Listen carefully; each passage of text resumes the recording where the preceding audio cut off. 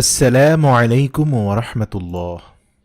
মেরাজের রাত্রিতে আল্লাহ রব্বুল আলামিন মুহাম্মাদুর রাসূলুল্লাহ সাল্লাল্লাহু আলাইহি ওয়াসাল্লামকে স্বাগত জানানোর জন্য ফেরেশতাদের আদেশ করলেন, হে ফেরেশতাগণ, আজকে রাতে আমার তাসবিহ পড়া বন্ধ করে দাও, আমার হামদ পড়া বন্ধ করো, আজকে রাতে আমার বাধ্যতা ত্যাগ করো, আজকে রাতে জান্নাতুল ফেরদাউসকে পোশাক ও অলংকার দ্বারা সজ্জিত করো। হে জিব্রাইল, আমার এই বার্তাটি মিকাইলকে শুনিয়ে দাও, সে যেন রিজিকের চাবিকে নিজের হাত থেকে নামিয়ে দেয়। ইসরাফিলকে বলে দাও, সে কিছু সময়ের জন্য তার কাজকে বিরত রাখে। আজরাইলকে বলে দাও, সে যেন কিছু সময়ের জন্য রূহকে কবজ করা থেকে হাত উঠিয়ে নেয়। জান্নাতের ফেরেশতা রেজওয়ানকে বলে দাও, জান্নাতকে সুসজ্জিত করতে। মালিককে বলে দাও, সে যেন দোজখের দরজায় তালা লাগিয়ে দেয়। উন্মুক্ত রূহ যেগুলো বিচরণ করছে তাদেরকে বলে দাও, রাস্তা থেকে যেন সরে দাঁড়ায়, আর তারা যেন সকলে জান্নাতের মহলের ছাদের উপর দাঁড়িয়ে থাকে। জান্নাতের ছাদের উপর এমনভাবে খাড়া হয়ে যাও যাতে করে এটি বোঝা যায় যে তোমরা রব্বে কারীমের হাবিবের জন্য অপেক্ষা করছো। সুবহানাল্লাহ। মাশরিক থেকে মাগরিব পর্যন্ত যতগুলো কবর আছে তাদের কবর থেকে সাময়িক সময়ের জন্য আযাব তুলে নাও। আজকের রাত শবে মেরাজ আমার মাহবুব হযরত মুহাম্মদ মুস্তাফা সাল্লাল্লাহু আলাইহি ওয়াসাল্লামকে স্বাগত জানানোর জন্য তৈরি হয়ে যাও। আল্লাহু আকবার। রব্বে ইলাহির হুকুমে চোখের পলকে সব কিছু পরিবর্তন হয়ে যায়। রব্বুল আলামিনের হুকুম হলো, হে জিব্রাইল, নিজের সাথে করে ৭০,০০০ ফেরেশতা নিয়ে যাও। আল্লাহ পাকের হুকুম শোনামাত্র জিব্রাইল আলাইহিসসালাম জান্নাতে চলে গেলেন এবং একটি বাহনের ব্যবস্থা করলেন, যেটি আজ পর্যন্ত না কোনো শাহেনশার ভাগ্যে জুটেছে, আর না তো কেউ কোনোদিন চিন্তা করেছে বা কোনো মানবচক্ষু কোনোদিন দেখেছে। কেউ এই বাহনের সম্পর্কে চিন্তাও করতে পারেনি। আর সেই বাহনের নাম ছিল বোরাক। তাফসিরে রুহুলে বর্ণনা রয়েছে, নবী করিম সাল্লাল্লাহু আলাইহি ওয়াসাল্লাম এর আগে বোরাক সম্পর্কে কোনো ধারণা ছিল না, এমনকি তিনি আরোহণও করেননি। মাহে রজবের ২৭ রাত, আকাশ সম্পূর্ণ পরিষ্কার, বাতাসে এক অদ্ভুত পরিবেশ, চারপাশে সুঘ্রাণ। রাত্রি ধীরে ধীরে নিজের ইচ্ছামতো তার গন্তব্যস্থলে অতিক্রম করে চলছে। নক্ষত্ররা নিজের ইচ্ছামতো খুশিতে ঝলমল করছে। সম্পূর্ণ পৃথিবী নিস্তব্ধ, চুপচাপ হয়ে গিয়েছিল। এমন সময় একটি আসমানি দুনিয়ার দরজা খুলে গেল, আর ঠিক সেই সময় হযরত জিব্রাইল আলাইহিসসালাম তার বিশাল নুরানি ফেরেশতা বাহিনী নিয়ে বোরাক সমেত রাসূল সাল্লাল্লাহু আলাইহি ওয়াসাল্লামের সামনে উপস্থিত হলেন। জিব্রাইল উপস্থিত হয়ে কোনো কথা না বলে সোজা দাঁড়িয়ে থাকলেন, কারণ হাবিব আল্লাহ চোখ বন্ধ করে হৃদয়কে প্রশান্তি দিয়ে আরাম করছিলেন। হযরত জিব্রাইল আলাইহিসসালাম হাত বেঁধে দীর্ঘক্ষণ দাঁড়িয়েছিলেন আর ভাবছেন, যদি শব্দ করে তাকে জাগ্রত করি তাহলে হাবিব আল্লাহর সাথে বেয়াদবি হয়ে যাবে। তিনি চিন্তা করছিলেন, রাসূল সাল্লাল্লাহু আলাইহি ওয়াসাল্লামকে তিনি জাগ্রত করবেন কিভাবে। আর ঠিক সেই সময় আরশে মুআল্লামা থেকে হুকুম নাজিল হলো, হে জিব্রাইল, তুমি আমার মাহবুবের কদম মোবারকে চুমু দিয়ে দাও, যাতে করে তোমার মুখের ঠান্ডা স্পর্শে আমার মাহবুবের চোখ খুলে যায়। আল্লাহু আকবার। তারপর জিব্রাইল আলাইহিসসালাম এগিয়ে গেলেন এবং নিজের ঠোঁট রাসূল সাল্লাল্লাহু আলাইহি ওয়াসাল্লামের পা মোবারকে স্পর্শ করলেন। এই দৃশ্য কতই না সুন্দর ছিল। যখন জিব্রাইল আলাইহিসসালাম মুহাম্মদ মুস্তাফা সাল্লাল্লাহু আলাইহি ওয়াসাল্লামের কদমে চুমু দিলেন, হযরত জিব্রাইল আলাইহিসসালামের ঠোঁটের স্পর্শ পেয়ে নবী মুহাম্মদুর রাসূলুল্লাহ সাল্লাল্লাহু আলাইহি ওয়াসাল্লাম জাগ্রত হলেন আর বললেন, হে জিব্রাইল, কি মনে করে এসেছো? তখন জিব্রাইল আলাইহিসসালাম বললেন, ইয়া রাসূলুল্লাহ, ইয়া হাবিব আল্লাহ, আল্লাহ রব্বুল আলামিনের অনেকগুলো হুকুম নিয়ে আজ আপনার কাছে হাজির হয়েছি। ইয়া রাসূলুল্লাহ, আপনি দেখতে পাচ্ছেন আমার পিছনে বিশাল নুরানি ফেরেশতাদের বাহিনী। আল্লাহ রব্বুল আলামিন আপনার সাক্ষাৎ করার জন্য উদ্বিগ্ন হয়ে পড়েছেন। আপনি আপনার তাশরিফ নিয়ে চলুন। এই জমিন থেকে আসমান পর্যন্ত সমস্ত মাখলুকাত অধীর অপেক্ষায় হাত বেঁধে দাঁড়িয়ে আছে। ইয়া হাবিব আল্লাহ, শুধুমাত্র আপনাকে এক নজর দেখার জন্য, স্বাগত জানানোর জন্য তারা অপেক্ষমান। আর এই কথাটি মেরাজে নবুয়াতে বর্ণনা করা আছে। তারপর রাসূল সাল্লাল্লাহু আলাইহি ওয়াসাল্লাম সফরের জন্য প্রস্তুতি নিতে শুরু করলেন। আর এমনই সময় হযরত জিব্রাইল আলাইহিসসালাম রাসূল সাল্লাল্লাহু আলাইহি ওয়াসাল্লামের শরীরকে কুদরতি হাত দিয়ে দুভাগে বিভক্ত করলেন এবং ভেতরটা ধুয়ে পরিষ্কার করে দিলেন। রাসূল সাল্লাল্লাহু আলাইহি সাল্লাম হাদিসে ইরশাদ করেন, আমার কাছে ফেরেশতা আসলো এবং আমার বুক দুই ভাগে বিভক্ত করলো। তারপর আমার হৃদয়কে বের করা হলো এবং আমার কাছে একটি স্বর্ণের পেয়ালা নিয়ে আসা হলো, আর যেটি ঈমান এবং হিকমত দ্বারা পরিপূর্ণ ছিল।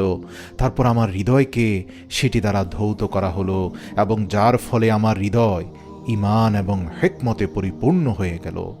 সুবহানাল্লাহ। এবং তারপর সেটিকে তার নিজস্ব স্থানে আগের ন্যায় বসিয়ে দেওয়া হলো।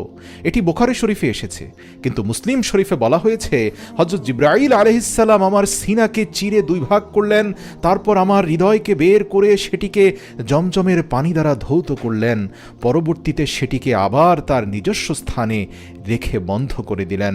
ফাতাহুল বারিতে উল্লেখ আছে, হযরত ইব্রাহিম আলাইহিস সালাম বলেন, এই হৃদয় সমস্ত রকম জিনিস থেকে পবিত্র। যার দুটো চোখ আছে তারা এটা দেখে থাকে, যার দুটো কান আছে তারা এটা শুনে থাকে।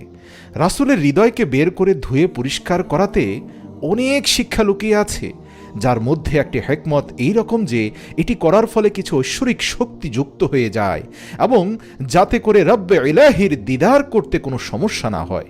আল্লাহর রাসূলকে আধ্যাত্মিকতার চূড়ান্ত লেভেলে পৌঁছানোর জন্য এক বিশেষ প্রস্তুতি হচ্ছে এটি। এরপর রাসূলুল্লাহ সাল্লাল্লাহু আলাইহি ওয়াসাল্লামের মাথা মোবারকে নুরানি পাগড়ি বাঁধা হলো।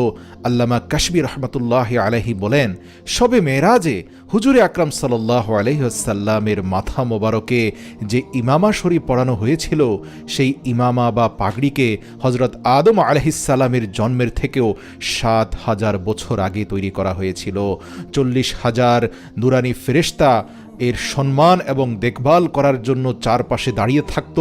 তারপর হযরত জিবরাইল আলাইহিস সালাম রাসূল সাল্লাল্লাহু আলাইহি ওয়াসাল্লামকে নূরের একটি চাদর পরালেন। মেরাজে নবুয়াতে এই কথাটি উল্লেখ আছে যে হুজুরে আকরাম সাল্লাল্লাহু আলাইহি ওয়াসাল্লাম বোরাকের কথা বর্ণনা করতে গিয়ে ইরশাদ করলেন যে তার কাঁধ শুধু মণিমুক্তার মতো জ্বলজ্বল করছিল, তার পায়ে যেন বিদ্যুৎ চমকাচ্ছিল, গর্দান রুবি দ্বারা সাজানো হয়েছিল আর তার উপর বেহেশতি পশম ছিল, তার কপালে লা ইলাহা ইল্লাল্লাহু মুহাম্মাদুর রাসূলুল্লাহ সাল্লাল্লাহু আলাইহি ওয়াসাল্লাম লেখা ছিল। এমনই করে কিছু সময় পর সেই সময়টি চলে আসলো যখন মুহাম্মদ সাল্লাল্লাহু আলাইহি ওয়াসাল্লাম বোরাকের উপর বসে গেলেন। হযরত জিবরাইল আলাইহিস সালাম শক্ত করে ধরলেন, মিকাইল আলাইহিস সালাম লাগাম ধরলেন, আর হযরত ইসরাফিল আলাইহিস সালাম রাহবার হয়ে রাস্তা প্রদর্শন করলেন। হযরত ইমাম কাশবী রাহমাতুল্লাহি আলাইহি ইরশাদ করেন যে মেরাজের রাতে ৮০,০০০ নুরানি ফেরেশতা হুজুর সাল্লাল্লাহু আলাইহি ওয়াসাল্লামের ডান দিকে এবং ৮০,০০০ ফেরেশতা বাঁ দিকে ছিল। আর এই সমস্ত ফেরেশতাদের দুরুদ ও সালাম দ্বারা সমস্ত আকাশ মুখরিত হয়ে উঠল। আর এই উচ্চ ধ্বনি দুরুদ এবং সালামের মধ্য দিয়ে হুজুরে আকরাম সাল্লাল্লাহু আলাইহি ওয়াসাল্লাম মেরাজের সফর শুরু করলেন। এই ঘটনাকে কোরআনুল কারিমে আল্লাহ রাব্বুল আলামিন কিছুটা এমনভাবে উল্লেখ করেছেন যে তিনি পবিত্র আল্লাহ, যিনি তার প্রিয় বান্দা আর হাবিবকে রাত্রি ভ্রমণ করিয়েছেন মসজিদুল হারাম থেকে মসজিদুল আকসা পর্যন্ত, যার আশপাশ আমি বরকতময় করেছি যাতে আমি তাকে আমার নিদর্শনসমূহ দেখাতে পারি। নিশ্চয়ই তিনি সর্বশ্রোতা সর্বদ্রষ্টা। সূরা বনী ইসরাঈল আয়াত নম্বর ১। সুবহানাল্লাহ। আল্লাহ রাসূল সাল্লাল্লাহু আলাইহি ওয়াসাল্লাম খুবই শান ও শওকতে মসজিদে আকসার দিকে রওনা হলেন। এ সময়টি কেমন সময় ছিল? যখন সব দিক থেকে শুধু আলো আর আলো বইছিল। বাহন বোরাক আলোকিত, আরোহী আলোকিত, বরযাত্রীরাও আলোকিত, মেজবান আলোকিত, মেহমান আলোকিত, আলোকিত চারপাশ। পাহাড় পর্বত মরুভূমিকে অতিক্রম করে এক আলোর খেলা চলছে আকাশে। সুবহানাল্লাহ। হযরত জিবরাইল আলাইহিস সালাম বললেন, ইয়া রাসূলুল্লাহ, আপনি এখানে নেমে ২ রাকাত নফল নামাজ পড়ে নিন। এটি আপনার হিজরতের স্থান মদিনায়ে তাইয়্যিবা। নফল নামাজ আদায় করার পর পুনরায় সফর শুরু হলো। রাস্তাতে একটি জায়গার সামনে আসলো আর যেখানে হযরত মূসা আলাইহিস সালামের কবর। হুজুর আকরাম সাল্লাল্লাহু আলাইহি ওয়াসাল্লাম এই অবস্থাতে ইরশাদ করেছেন, মেরাজের রাত্রিতে আমি যখন সফরে ছিলাম তখন দেখলাম একটি স্থানে মূসা আলাইহিস সালামের কবর এবং তিনি তার কবরে দাঁড়িয়ে নামাজ আদায় করছিলেন। তারপর দেখতে দেখতে বাইতুল মুকাদ্দাসে চলে আসলো, আর সেখানে একটি দীর্ঘ লাইন আমাকে সালাম দেওয়ার জন্য দাঁড়িয়েছিল। সুবহানাল্লাহ। আরও একটি লাইন দাঁড়িয়ে আছে আমাকে স্বাগত জানানোর জন্য, আর মোটামুটি 1,24,000 আম্বিয়া আমার সাক্ষাতের জন্য উদ্বিগ্ন হয়ে দাঁড়িয়ে আছে।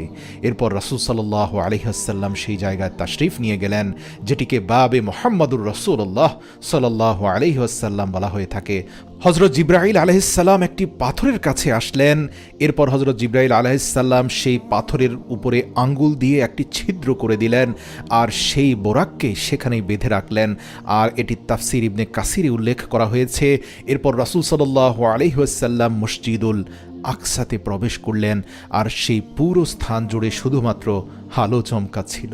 সকল নবী রাসূলরা রাসূল সাল্লাল্লাহু আলাইহি ওয়াসাল্লামকে সম্মানসূচক সালাম দিতে থাকলেন, আর হযরত জিবরাইল আলাইহিস সালাম আজান দিচ্ছিলেন।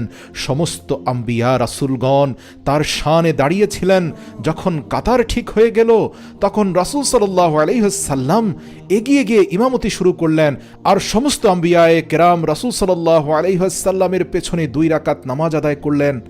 আর এই নামাজ আদায় করার পর মুহাম্মাদুর রাসূলুল্লাহ সাল্লাল্লাহু আলাইহি ওয়াসাল্লাম আনুষ্ঠানিকভাবে ইমামুল মুরসালিন ওয়ান নবিয়্যিন এই উপাধি পেয়ে গেলেন। এ সময় মালাইকা এবং আম্বিয়াগণ সকলে দাঁড়িয়েছিলেন, কেননা বাইতুল মুকাদ্দাসে এমন দৃশ্য তারা আর কখনো দেখেনি। আর সেখান থেকে উঠতে শুরু করল মহত্ব আর উচ্চতার পতাকা। তারপর আরও একবার দুরুদ সালামে প্রতিধ্বনি হয়ে আকাশ কেঁপে উঠল, নূরে নূরান্বিত চারপাশ। ঠিক এই সময় রাসূল সাল্লাল্লাহু আলাইহি ওয়াসাল্লাম নিজের ভাষায় বলেন, আমি যে বাহনে ছিলাম তার নাম বোরাক। এই বোরাকের গতি সম্পর্কে শুধু এতটুকুই বলবো, চোখের পলকের শেষ বিন্দুতে এই বোরাকের প্রথম পা ছিল। আল্লাহু আকবার। তারপর সঙ্গে সঙ্গে প্রথম আসমান চলে আসলো। হযরত জিবরাইল আলাইহিস সালাম দরজা খটখট করলেন। প্রথম দরজার দারোয়ান জিজ্ঞেস করলেন, কে? ওপার থেকে জিবরাইল জবাব দিলেন, আমি জিবরাইল। তখন দারোয়ান জিজ্ঞেস করলেন, কিন্তু তোমার সঙ্গে কে? হযরত জিবরাইল আলাইহিস সালাম বললেন, মুহাম্মদ মুস্তাফা সাল্লাল্লাহু আলাইহি ওয়াসাল্লাম। তখন দারোয়ান বললেন, মারহাবা। এরপর দরজা খোলা হলো এবং আসমান হুজুর সাল্লাল্লাহু আলাইহি ওয়াসাল্লামকে স্বাগত জানালো।